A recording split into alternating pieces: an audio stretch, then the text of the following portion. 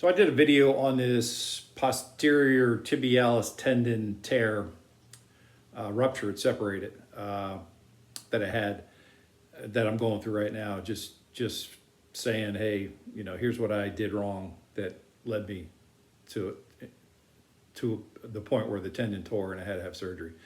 So I got a comment from someone that said, hey, give us an update on what's going on. And since I'm bored out of my mind, thought I'd do an update on the progress. It's been 2 weeks since the surgery, and I've been in a cast for the last 10 days. So the cast was put on 10 days ago, and in the first video I did, I've got a incision here, an incision up here, and an incision on the other side. They took a tendon from the outside of my leg and I guess repurposed it into this tibialis tendon, replacing my tibialis tendon with this reconstructed tendon. So the cast process was kind of frustrating.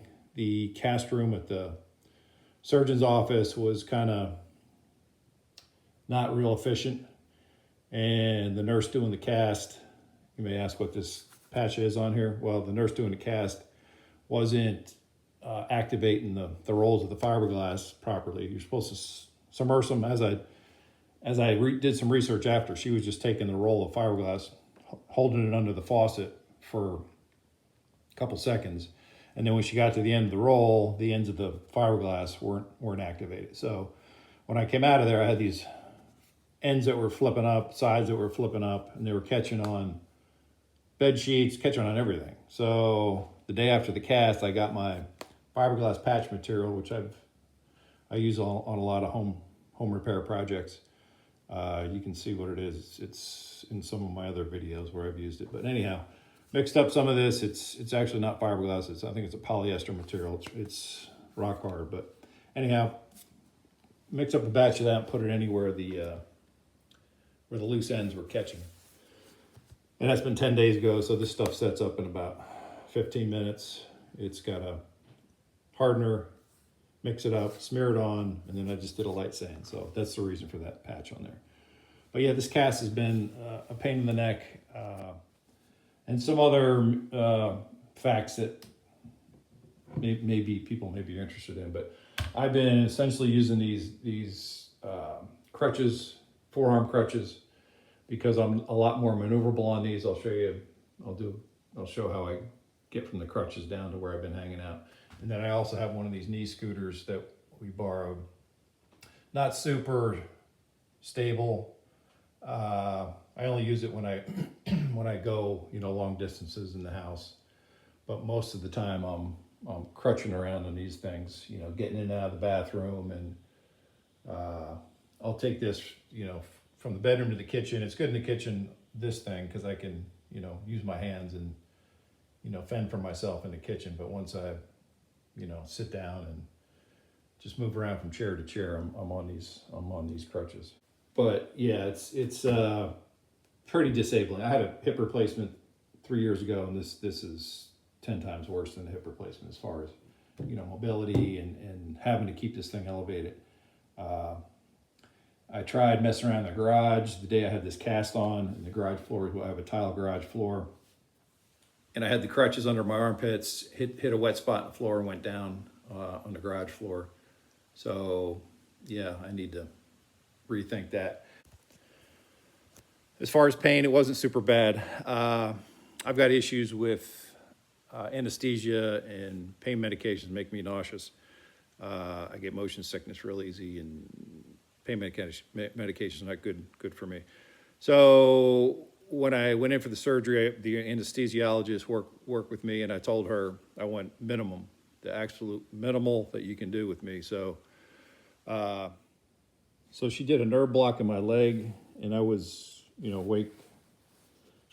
That was one. I guess one of the nerves was here, and then the other one I think was around here somewhere. So I was awake. I had an IV in. Maybe they had something to make me a little. I think I had a little something in the IV, but I was, totally awake. So I could, she was asking me if the muscle was twitching. She was looking for the nerve. So she did the nerve block, and then when they wheeled me into the operating room, she said she was going to do just the anesthesia, basically what they do when you have a colonoscopy. So whatever that means.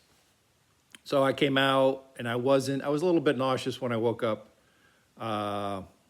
but didn't have any pain. The nerve block, I think, wore off in about 24 hours. And they prescribed me oxycodone, which I will never take. I took one years ago when I had open heart surgery, and that just didn't work with me. So I took a tramadol, and I was taking 4 Advils every 8 hours, and a 500 milligram Tylenol. So for 2 days, I took 1 tramadol, and then the 4 Advils with the 1 500 milligram Tylenol twice. And then after that, after 2 tramadols spaced 8 hours apart, I stopped the tramadol and just did the 4 Advils with the 500 milligram Tylenol. Did that for 2 days, and then basically stopped everything. By day 3, I wasn't taking any. Well, I was taking 1 Tylenol and 1 aspirin, 1 325 Tylenol, 1 325 aspirin. And I wasn't taking it for pain. I just felt, when I had my hip done, the doctor had me do that for like 2 months, maybe for blood clots or swelling. And this surgeon said, didn't give me any protocol. Basically, if I don't have any pain, he said, you don't have to take anything. But I'm taking it 1 Tylenol, 1 aspirin, probably every 8 hours. That's what I'm doing now. And like I said, I do have, I don't have pain. I wouldn't call it pain, but when I wake up in the morning, my foot is swollen because it's not elevated. I'm sleeping good. From night 1, I'm essentially sleeping through the night. I don't sleep under the sheet, so this crazy cast doesn't get tangled up. So I sleep on top of the sheet. My wife's under the sheet, and I just have a blanket on top of me, and then my foot is free to move around. But yeah, no problems with sleep. Pain. It's not pain, it's just kind of discomfort, like when I'm sitting here now. The cast is getting super tight around my ankle, and my toes are getting dark. So I'm gonna head over to where my little nest that I've been hanging out in. And this is the way I move around the house on these forearm crutches. I found this to be the most maneuverable, and the way I get off them is I have a chair in the bedroom, and I use this ottoman here. Basically just kneel on the ottoman, and then come down to my knee. And then I've been hanging out here for probably 4 hours a day. Leg propped up. I've got everything I need. My wife has been a saint, waiting on me hand and foot, bringing me drinks. I've read 3 books already. This is a current book I'm reading called The German Wife. So yeah, getting a lot of reading done for sure. And I am retired, so if I was working, basically the job I had, I don't think I'd be able to work with this because it's so uncomfortable not having it propped up. And the job I had was in a factory, so I had to be on my feet and out and about. So yeah, I'd be kind of screwed if I was working, but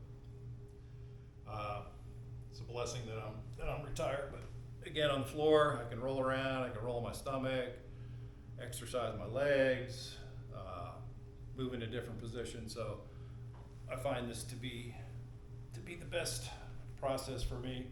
I'm 63 years old, so no spring chicken, but essentially get to my knees, get to my ottoman, get my crutches,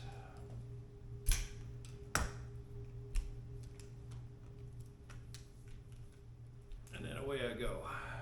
So yeah, that's about it. It's been pain in the ass for sure, and I'll be glad when this is behind me. But I don't know what else. Maybe I'll update when I get the new cast, but and when I get more mobility. If I do get out in the garage and actually can do some things, I'm thinking about getting a project to work on in the garage, because I'll need something for the next 4 weeks. So that's the update.